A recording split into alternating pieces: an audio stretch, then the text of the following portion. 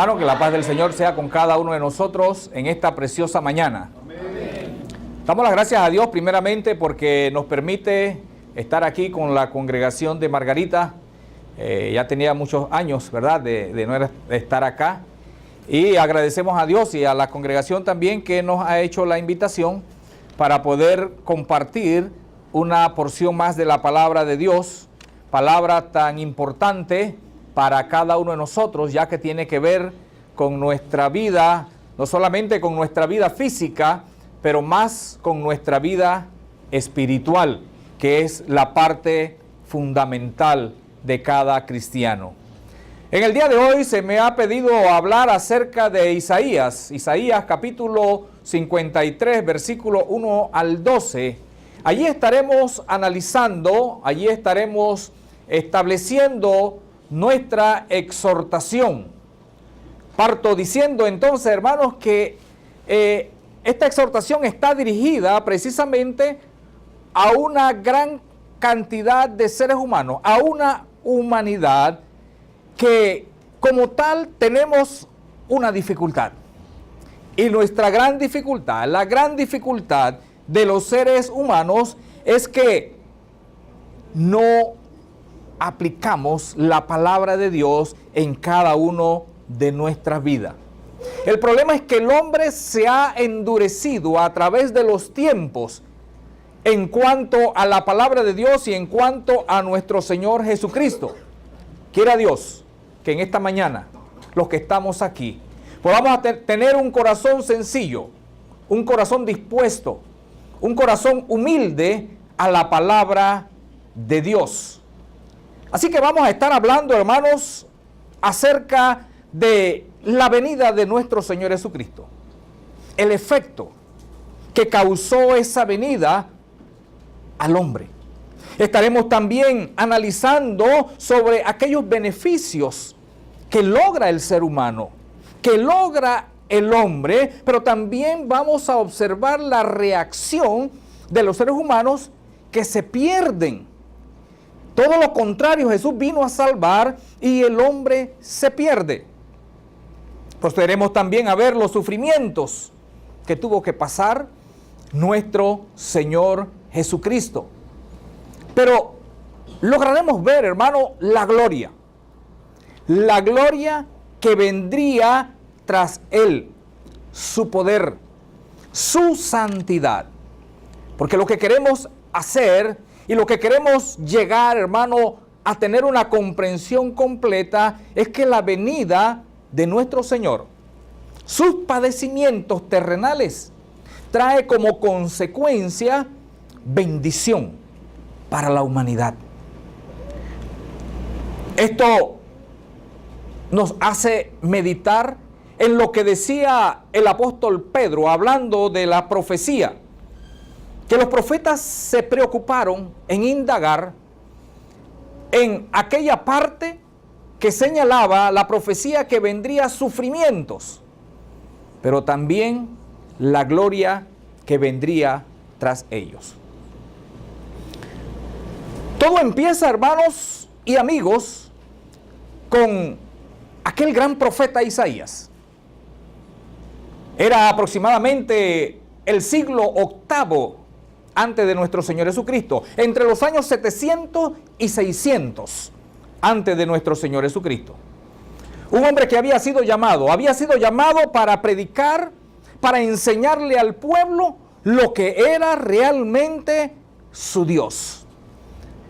Isaías, con ese deseo de predicar el evangelio, como se le conoce, o predicar la palabra de Dios ante las situaciones terribles que se estaban dando hasta ese momento, pues encuentra grandes dificultades. Él le predica a un pueblo hebreo que era difícil en ese momento, a pesar de que estaban pasando grandes dificultades, porque el imperio asirio había llegado y los estaba subyugando allá en Jerusalén. Isaías se preocupaba por decirle acerca de la palabra de Dios, acerca de lo que iba a venir, acerca del futuro de lo que Dios había establecido, pero también le estaba diciendo de una manera clara y de una manera contundente la actitud de cada uno de ellos. Nos dice entonces Isaías capítulo 53 que para que el hombre entendiera acerca de la venida y lo que había ocurrido, había que presentarle aquellos acontecimientos. De los versículos 1 al 3 de Isaías tenemos algunas cosas interesantes. Por ejemplo, nos dice el escritor, empieza Isaías diciéndole al pueblo de Israel, versículo 1, ¿quién ha creído a nuestro anuncio? ¿Y sobre quién se ha manifestado el brazo de Jehová? Es una buena pregunta para un pueblo que se decía religioso. ¿Quién ha creído en nuestro anuncio? ¿No es ese el problema, estimados hermanos, de la humanidad? ¿Quién ha creído en el anuncio? Para el profeta, fueron muy pocos los que en ese momento habían creído a la palabra de Dios. En un tiempo donde no hacía muchos años atrás, Dios se había manifestado con gloria, se había manifestado con poder, y ahora Isaías está preguntando, ¿quién ha creído en nuestro anuncio? Esas palabras me suenan, hermano, a un hombre que realmente está totalmente desmotivado por la reacción de los hombres. ¿Quién ha creído en nuestro anuncio? Otros habían dicho, no queda nadie, Señor. No queda nadie del pueblo, solamente quedo yo. La situación de la creencia en la palabra de Dios ha sido crítica desde mucho tiempo atrás. Así lo demostraba el profeta Isaías. Pero esta situación no fue solamente en aquel tiempo. También ya había pasado anteriormente a eso. Y pareciera ser, hermanos, que nosotros los hombres no aprendemos de lo que Dios nos dice desde el mismo principio. ¿Recuerdan el diluvio? ¿Cuánto tiempo pasó Noé predicando acerca de los acontecimientos futuros que estaban en la mano y en el poder de Dios, y el pueblo no se arrepintió hasta tal punto que vino el diluvio? ¿Y cuántas vidas se ahogaron? ¿Y cuántas almas perecieron por el hecho de no escuchar el mensaje de Dios y las advertencias de nuestro Dios? Pero mire que el profeta habla de la venida de Jesús. Y cuando nosotros hablamos de la venida de Jesús, tal vez nuestros pensamientos serían, no, pero cuando venga el Mesías, entonces sí le oirán. El pueblo tuvo una gran expectativa de la venida de nuestro Mesías, de la venida del Hijo de Dios. Gran expectativa. Todo el pueblo esperando aquel hecho. Pero cuando nosotros vamos al libro de Juan, ¿qué ocurrió? ¿Qué le ocurrió a nuestro Señor? Juan capítulo 12, en el versículo 37. En adelante. ¿Qué le ocurrió al pueblo de Dios? ¿Qué le ocurrió a los hombres en aquel tiempo? Dice el versículo 37. Estas cosas habló Jesús y se fue y se ocultó de ellos. Pero a pesar de que ha hecho tantas señales delante de ellos, no creían en él, para que se cumpliese la palabra del profeta Isaías, que dijo, Señor, ¿quién ha creído en nuestro anuncio? Increíble. El Hijo de Dios, el que venía del cielo, el que se suponía que iba a traer abundancia y vida eterna, como en realidad lo trajo, pero el pueblo que lo escuchó en ese momento directamente de él, no creyó. Y dice Juan, relatando aquel acontecimiento para que se cumpliera lo que ya había dicho Isaías. ¿Quién ha creído en nuestro anuncio? Triste la historia de la humanidad. Difícil. Pero no todo quedó allí, hermano. Porque contra viento y marea la iglesia se estableció. Contra toda la oposición del enemigo, de Satanás y de todo aquello, se establece la iglesia del Señor. Se cumple Mateo cuando Jesús dice: edificaré mi iglesia y las puertas del Hades no prevalecerán contra ella. Se cumple esa palabra, se establece la iglesia. Un pequeño grupo de personas se bautiza y se inicia la iglesia. El mensaje entonces fue dado a los apóstoles. Y se les dio el poder, se les dio la autoridad y la misión de predicar en todo el mundo. Muy claramente se lo dijo nuestro Señor Jesucristo. En un pasaje que todos conocemos, Mateo capítulo 28, versículos 19 y 20.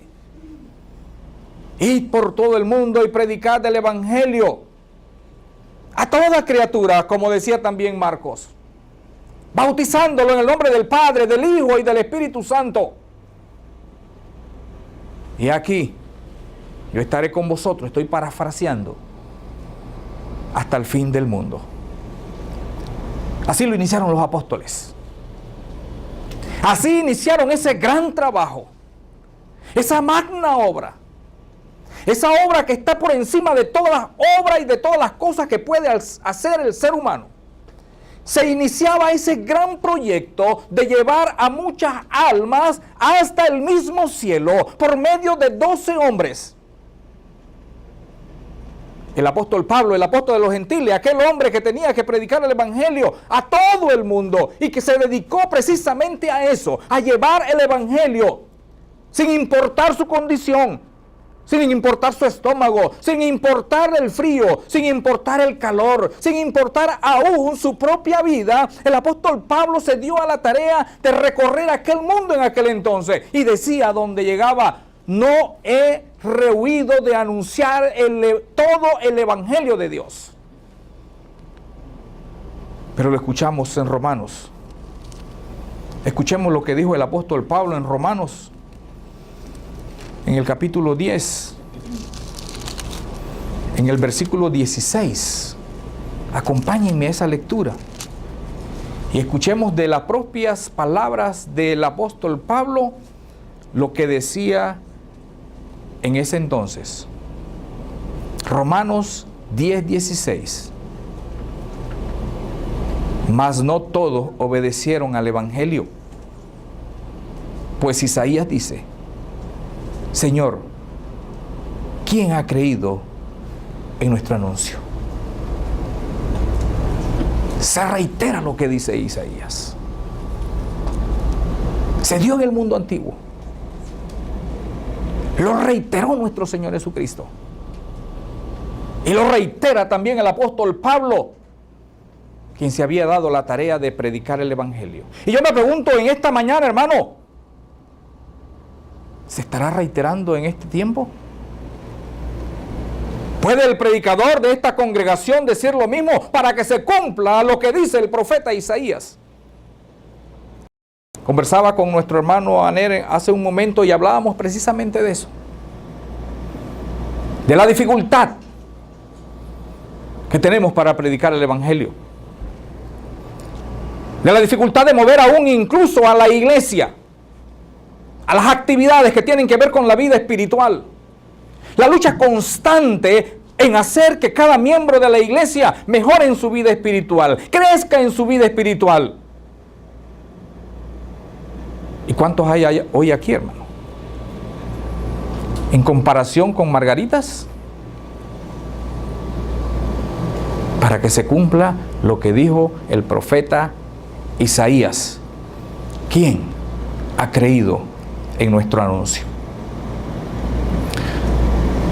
Isaías en estos versículos, hermano, habla en Isaías 53, habla de la venida de nuestro Señor. 53 versículo 2 nos dice de la siguiente manera: subirá cual renuevo delante de él y como raíz de tierra seca. No hay parecer en él, ni hermosura. Le veremos más sin atractivo para que le deseemos. Isaías hablaba de la venida de Jesús y señalaba cuál iba a ser la reacción de las personas, cómo iba a ser su llegada, y no solamente de parte de Dios, sino de parte del mundo. Y mire que me llama la atención que dice Isaías que la venida de nuestro Señor Jesucristo, dice que vendría como renuevo. ¿Sabe lo que es un renuevo? Algo que está marchito, algo que casi está muerto. Y nuestra mente inmediatamente se traslada a aquellos árboles que nosotros cortamos, pero que de repente empiezan a brotar nuevas ramas. Al lado de mi casa hay un árbol de aguacates. Lo cortamos porque ya era viejo. Había la posibilidad de que ese árbol con un viento cayera sobre la casa y lo cortamos. Me habían dicho que el árbol de aguacate es un árbol que es muy débil, con cualquier cosa muere.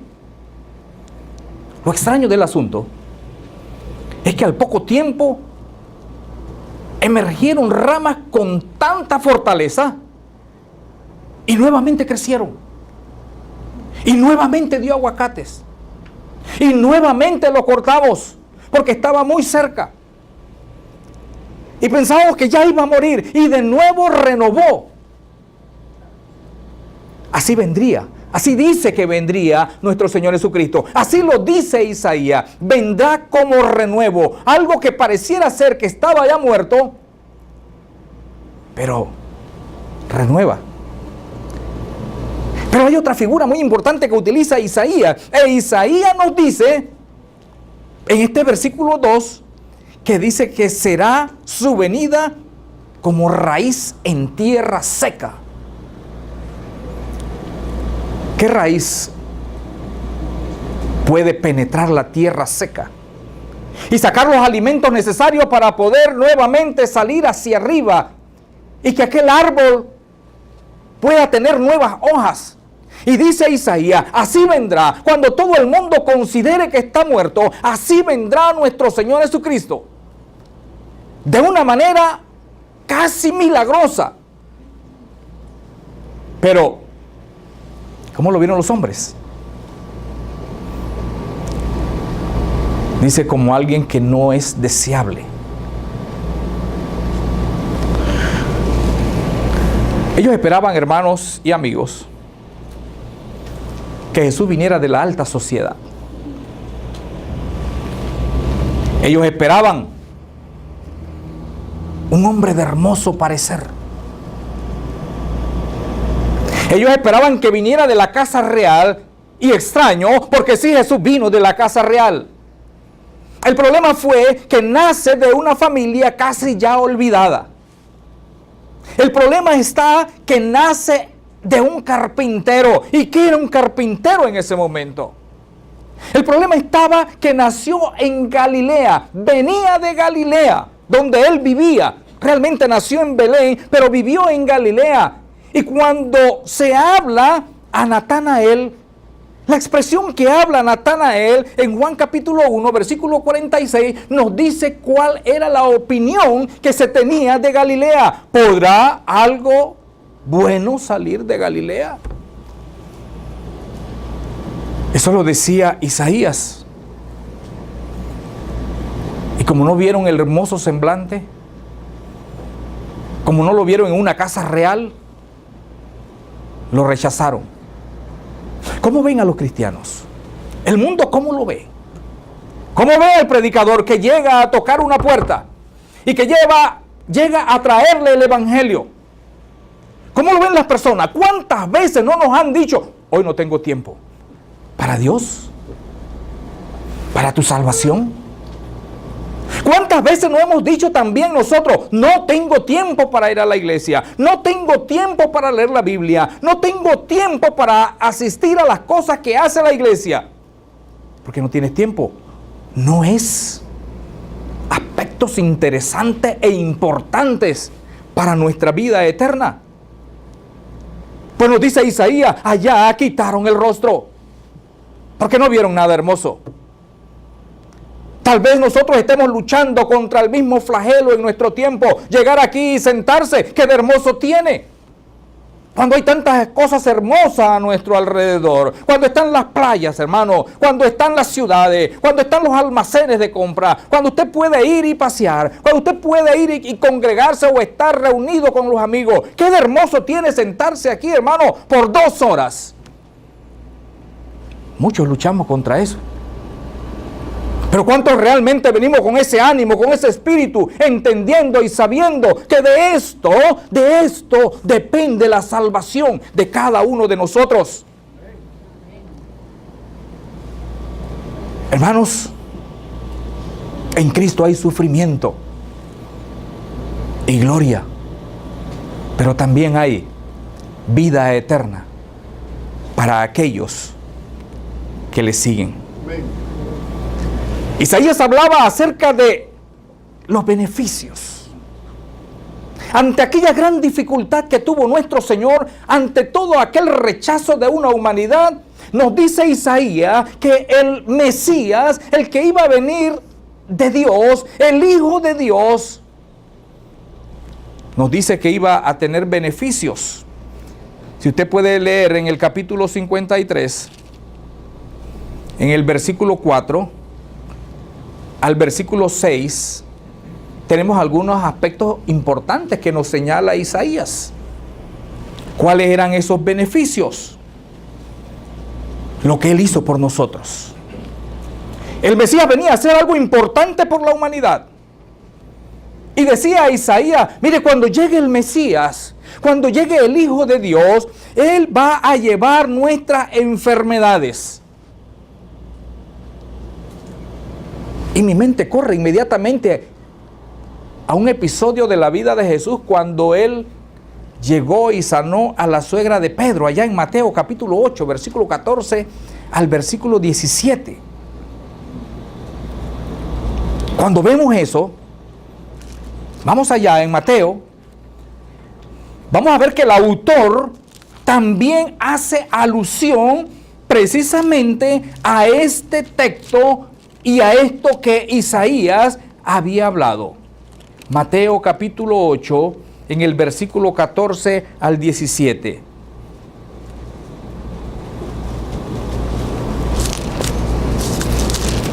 Dice así la palabra de Dios.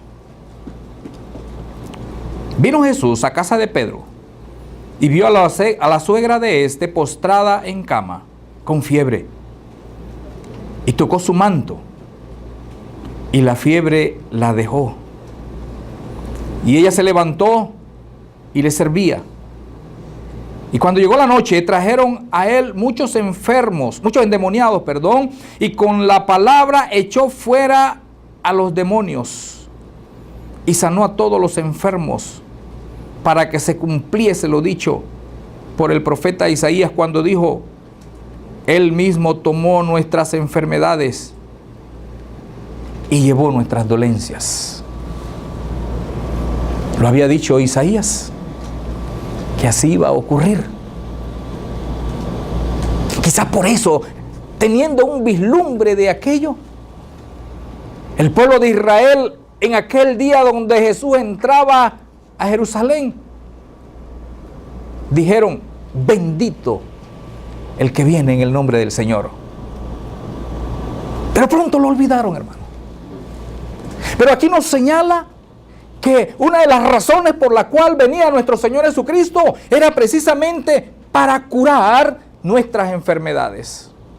Y no solamente las curó, no, hermanos, no, mi amigo, se las llevó lejos, las apartó de nosotros. Y yo me pregunto, ¿no está haciendo esto? ¿No sigue haciendo esto nuestro Señor Jesucristo en nuestro tiempo? Yo creo que sí. Yo creo que sí lo sigue haciendo. Pero ¿cómo lo hace, hermano? Cuando llegamos a la iglesia, cuando escuchamos su palabra, cuando llegan a nuestras congregaciones, cuando llegan a nuestras bancas, Personas que vienen enfermos con el pecado. Personas que vienen tristes, personas que vienen con grandes dificultades en su vida espiritual, en su vida material, en su vida social. Y por medio de la palabra de Dios, por medio del predicador, Jesús cura esos corazones rotos. Amén. Se lleva fuera el pecado, se lleva fuera esa enfermedad y la pone fuera, totalmente lejos de cada uno de nosotros. Todavía se siguen dando, hermanos, esa bendición de Dios. Todavía se sigue dando, hermano, ese milagro que también nos decía el profeta Isaías. Llevó fuera nuestras enfermedades. Y nosotros, hermanos, a veces no lo apreciamos. Déjenme decirle, hermano, que cada día que pasa, cada domingo, cada día de oración, cada día de estudio en la palabra de Dios, se siguen dando esto. Y tal vez no lo vemos. Pero se siguen dando cambios en el corazón de muchas personas. Pero decía Isaías, eso ocurrió. Nos dice el versículo 5. Lea el versículo 5. Isaías 53, versículo 5. Nos dice la palabra de Dios: mas él herido fue por nuestras rebeliones, molido por nuestros pecados. El castigo de nuestra paz fue sobre él, y por su llaga fuimos nosotros curados. ¿Qué hizo él por cada uno de nosotros, hermano? ¿Qué hizo? Dice, la paz nuestra es gracia precisamente al castigo que él llevó. Aquellas personas, hermanos, que Jesús ayudó en aquel corto tiempo que él estuvo sobre la tierra, me llama la atención las características de algunas personas. El endemoniado. ¿Qué quería hacer el endemoniado? Quería seguirle. Iba detrás de él. A tal punto que él tiene que decirle, no, vaya a su casa. Eso es estar agradecido, hermanos. Agradecido con Dios, agradecido con Cristo. Agradecido por lo que nos ha dado. Por el hecho de que hoy el estar aquí sentado, escuchando la palabra de Dios de una manera tranquila, en un aire acondicionado, lo más cómodo posible, sin bulla, sin nadie que nos esté persiguiendo. Hermano, son cosas que le debemos a nuestro Señor Jesucristo. ¿Y qué dice Jesús? Lo mismo que decía Isaías: herido por nuestras rebeliones. Eso produjo la rebelión, eso produjo. Aquí la palabra rebelión tiene que ver con la desobediencia a la palabra de Dios. Y cuánta dificultad hay, hermanos, no solamente en el mundo, también en nosotros los cristianos, que no ponemos toda nuestra vida, nuestro deseo, nuestra fuerza al servicio de nuestro Señor Jesucristo. Por eso el predicador tiene tanto trabajo, hermano.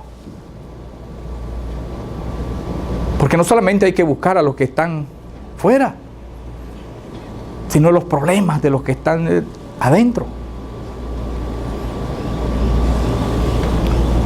Hermanos, el resultado de aquella actitud la tenemos en el versículo 6. Nos dice: todos nosotros nos descarriamos como ovejas, cada cual se apartó por su camino, mas Jehová cargó en él el pecado de todos nosotros. Increíble lo que venía a ser, el beneficio que nosotros íbamos a obtener, lo que ocurrió en su vida.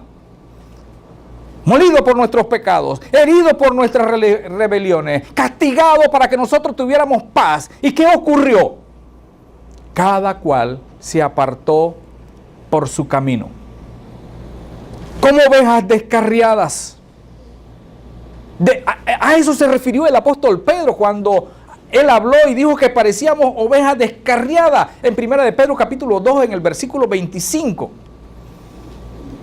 Eso fue lo que vio también Juan cuando habló acerca de aquel momento en que Jesús dice que vio al pueblo como ovejas que no tienen pastor, descarriado. Una persona que está lejos del Señor, una persona que no obedece la palabra, una persona que está ahora mismo en la calle, en la cantina, fuera de las cuestiones espirituales, es esclavo del pecado, está perdido, no sabe realmente la fuerza que lo está obligando a hacer aquello.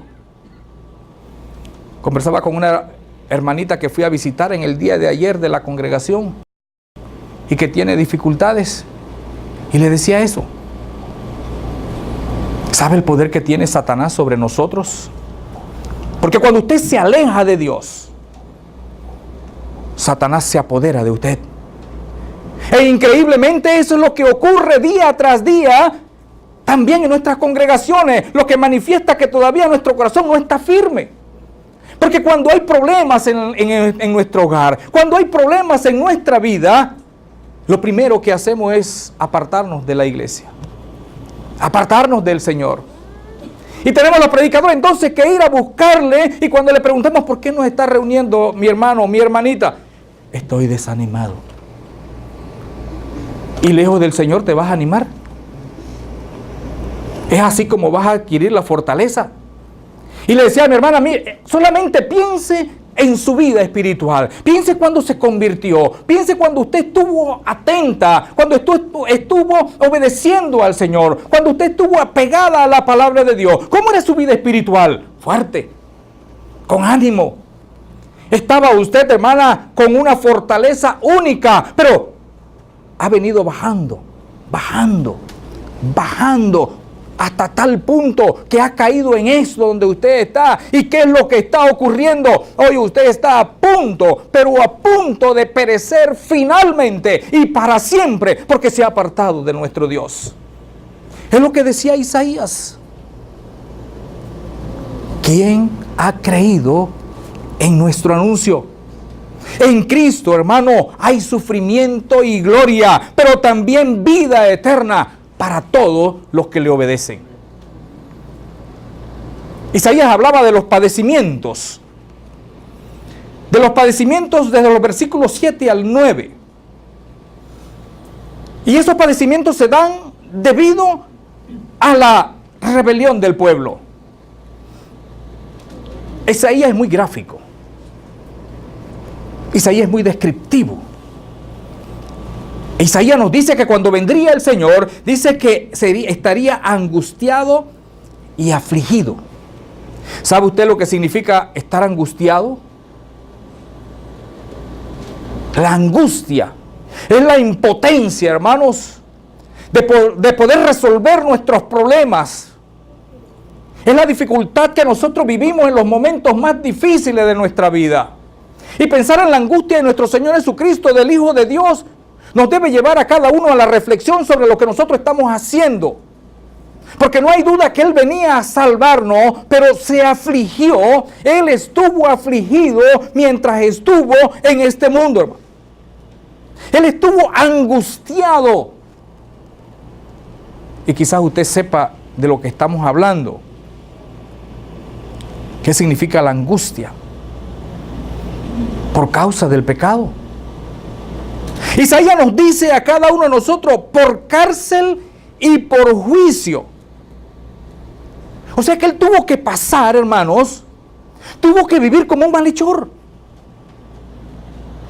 ¿A quién de nosotros nos gusta que se nos señale como un malhechor? A veces nos ofendemos cuando una autoridad nos para en la calle y dice, oiga, deme su licencia. Hasta entregar la licencia crea un problema en nuestro corazón, porque uno dice, oye, yo no estoy haciendo nada, ¿por qué tengo que entregarte mi licencia? O sea, es una actitud que nos afecta. Pero luego cuando uno se pone a pensar, pero ciertamente hay muchas personas que no andan en cosas buenas, creo que ese es el trabajo de ellos, hay que hacerlo. Pero el punto central aquí, hermano, es que no nos gusta. Recuerdo Una vez fui invitado por el hermano, algunos de ustedes lo recordarán, nuestro hermano Forero Batis, mientras estaba en la isla de San Andrés estableciendo la congregación. En ese lugar nos invitó a predicar en una campaña allá. Cuando llegamos a la isla, la aduana y los que estaban allí lo pusieron a él contra la pared. Dice, póngase ahí contra la pared. Y le vieron si tenía algo, tocaron todo su cuerpo para ver si tenía algo. A mí me dejaron pasar, pero el hermano se dio una molestada increíble. Yo después, como compañero, yo le tomaba el tiempo. Y yo le decía, hermano, pero es que su cara, yo creo que... Pero el hermano se molestó mucho. ¿Por qué? Porque no nos gusta, hermano, no nos gusta eso. Pues decía Isaías que él pasó por cárcel y por juicio. Isaías nos habla de que fue cortado de la tierra de los vivientes. Y con eso se da a entender, hermano, tres cosas importantes que ocurrieron en la vida de Jesús. La violencia de su muerte, la injusticia de su condenación y lo prematuro de su partida, porque nuestro Señor partió de este mundo, fue cortado, hermano, ¿a qué edad? 30 y algo de años. Decimos nosotros entonces, en la flor de su juventud. Murió a esa edad. Fue crucificado a esa edad. Y no fue crucificado de una buena manera. La crucifixión era algo terrible, hermano. Y hoy quizás nosotros hablamos de la crucifixión sin saber lo que significa la crucifixión. Sin que haya un sentimiento en nuestros corazones. Sin que haya realmente una reacción sentimental en nuestra vida, porque no la conocemos. Sí, murió crucificado, pero para nosotros eso no significa realmente nada, porque no sabemos qué es la crucifixión. Pero para eso está la palabra de Dios, para eso están los hombres, para eso están también algunas cosas que nos ocurren a nosotros, algunos sentimientos, algunos hechos.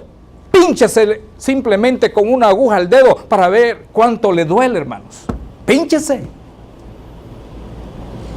Lo que me lleva a mí a maximizar clavos entrando en su mano. Señor, empiezo a entender qué fue lo que pasó. Empiezo a entender lo que tú sufriste. Y no contento con eso, lo ponen en medio de dos ladrones. Como el principal ladrón. Como el peor de todos. Pero nos dice Isaías, aunque eso ocurrió, aunque se dispuso aún su sepultura con los impíos, dice, con los reyes estará. Aunque él nunca, jamás engañó a nadie, pero fue tratado como un ladrón. ¿Por qué? ¿A causa de qué? A causa de nuestra salvación. Por eso, hermano, es que en Cristo, en su venida, hay sufrimiento y hay gloria, y sobre todo hay vida eterna para cada uno de nosotros. Finalmente, Isaías nos habla de su gloria. Y me llama la atención lo que nos dice Isaías del versículo 10 al versículo 12. Porque empieza diciendo Isaías en este versículo 10, pero a pesar de todo eso, de lo que él es, de que no hubo engaño en su boca, de que sufrió por causa de los pecadores, me llama la atención que Isaías dice que a pesar de todo, Dios le quiso quebrantar. ¿Injusticia? No. Justicia. Porque Dios había establecido desde el principio una ley. El alma que pecare, esa morirá. Y Jesús tomó el lugar que usted y yo merecíamos. Él no merecía estar en esa cruz. Es usted y yo, hermano. Nosotros sí no somos gente buena, hermano. Somos pecadores que hemos tenido que buscar el arrepentimiento y que aún habiéndonos arrepentido y pasado por las aguas del bautismo, tenemos problemas todavía. Y todos los días tenemos que entrar en nuestro cuarto y decirle: Señor, perdóname por mi pensamiento, perdóname por mi acción, perdóname porque no estoy haciendo lo que debería hacer, perdóname, Señor, porque no valoro lo que tú has hecho por cada uno de nosotros. Dios le quebrantó, porque su vida necesitaba ser dada en expiación por cada uno de nosotros. Pero dice Isaías, aunque Dios le quebrantó, tendrá muchos seguidores. Habrá resurrección, dice, Él vivirá por toda la eternidad. Y así se dio en realidad. La muerte no pudo retenerlo.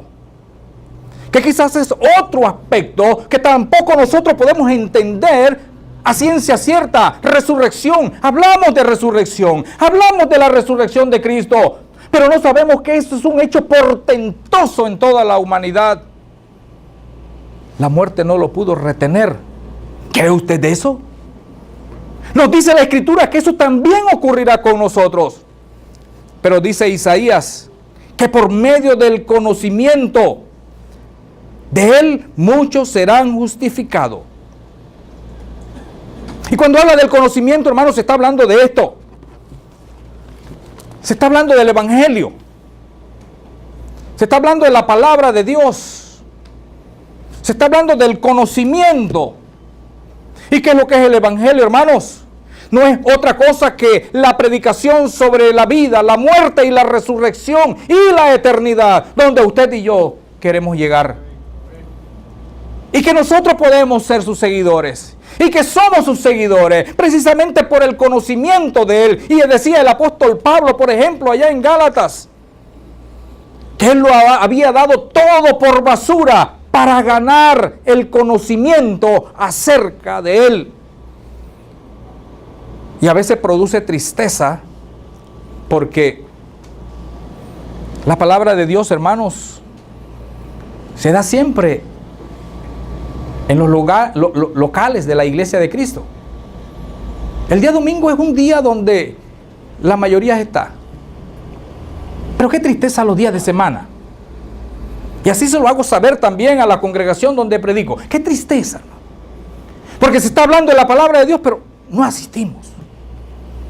Y no asistimos no porque no podemos, no asistimos porque no queremos, porque es de noche, porque la lluvia, porque el sereno, porque llegaré tarde, porque tengo que dormir, tengo que descansar, porque al día siguiente tengo que madrugar. Tantas excusas, hermanos.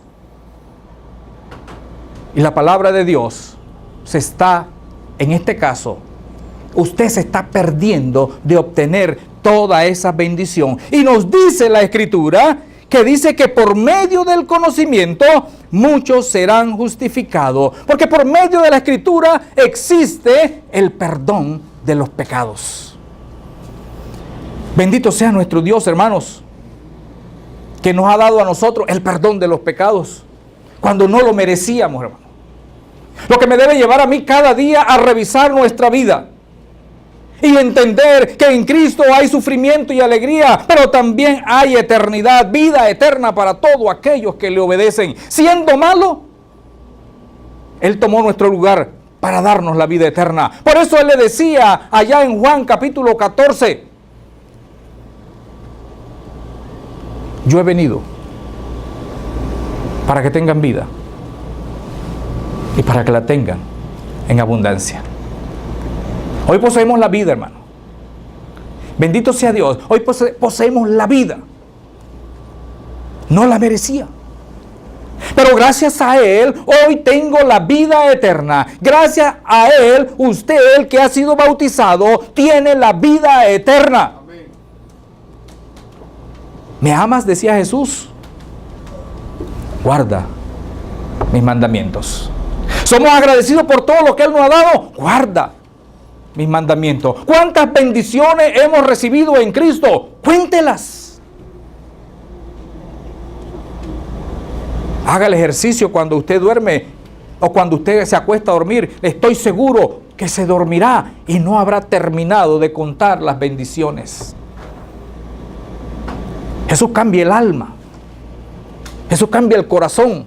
Jesús cambia nuestro estado, pero Él está pidiendo que nosotros obedezcamos para que nosotros podamos obtener el perdón de los pecados.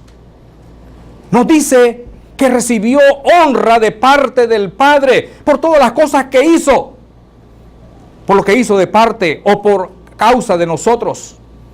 Nos dice que repartió los despojos, nos dice que dio vida, nos dice que está contado entre la vida eterna por haber llevado los pecados de muchos fuera de sí. Hermano, en Cristo Jesús hay sufrimiento y gloria y vida eterna para aquellos que le obedecen. La muerte de Cristo, hermano, es un claro ejemplo de lo que le ocurre a un justo, de lo que le ocurre a alguien que dio su vida a causa de personas que no merecíamos, pero que también es un ejemplo de vida eterna y de gloria que seguirán a todos aquellos que iremos y que estamos detrás de Él. Faltan muchos más que entren. Este mundo está perdido, y cuando el apóstol Pedro predicó en el día de Pentecostés, aquel día cuando se bautizaron muchas personas, más de 3,000 personas, que era nada concerniente a toda la multitud que había allí, él terminó diciendo: sed salvos de esta perversa generación. Sed salvo. El propio Jesús decía cuando hablaba también: muchos son los llamados, pocos son los escogidos. Gracias a Dios porque hoy Él nos ha llamado. Gracias a Dios porque usted es bautizado. Gracias a Dios porque usted está entre esos pocos que han sido llamados. Manténgase para que pueda llegar al reino de los cielos. Y si usted todavía no ha sido llamado, usted todavía no ha sido bautizado, es la oportunidad. No salga por esa puerta en la misma condición como usted ha entrado.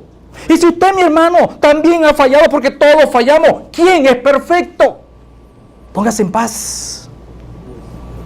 En paz con Dios, en paz con Jesucristo, y diga esa oración a todo pulmón hacia nuestro Señor Jesucristo: perdóname, Señor, porque no me he sabido conducir a la altura y a lo que realmente tú esperas de cada uno de nosotros, porque he pensado mal, porque he actuado mal, porque he sido injusto, pero hoy me estás dando la oportunidad de enmendar mis faltas. Y nos dice Dios: nunca más me acordaré de tu pecado. ¿Sabe lo que significa eso, hermano? Habiendo sido pecador, y que Dios nos diga: te perdono y nunca más me acordaré de tu pecado. El que no atiende ese llamado, hermano, es porque pertenece a una perversa generación que se perderá. Pero espero que aquí nadie en esta mañana, hermano, pertenezca a esa perversa generación. Que usted salga con la frente en alto, no porque ha pecado, sino porque ha pasado la página, porque ha dejado el mal atrás y ahora sigue en el camino directo hacia la vida eterna. Pongámonos de pie, hermanos. Pidamos a nuestro hermano que nos dirija un himno de invitación. Y yo le llamo. Y como decía el apóstol Pablo, os rogamos en el nombre del Señor, poneos en paz con Dios antes que sea demasiado tarde. Si alguno quiere la oración en esta mañana, puede venir adelante y oraremos. Y recuerde lo que dice la Escritura: la oración del justo puede mucho. Y aquí hay mucho justo, hermano. Amén. Himno 173, sin Cristo yo no tengo nada. Himno 173. Sin Cristo yo no tengo nada. Sin Cristo no hay salvación. Sin Cristo yo voy por la vida como barro sin